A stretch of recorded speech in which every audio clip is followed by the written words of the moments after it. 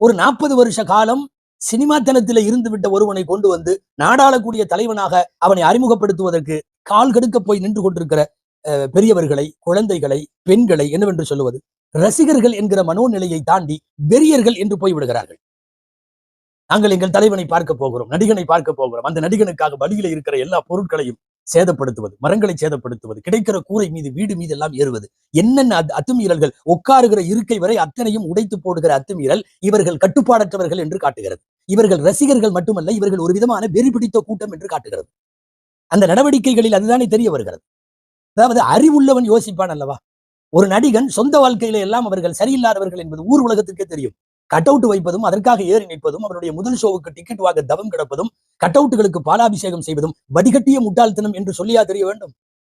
அரசியல் என்பது வேறு, நாடாளுகிற தகுதி என்பது வேறு, பொது வாழ்விற்கு வருகிற தகுதி என்பது வேறு, சினிமாத்தனம் என்பது வேறு.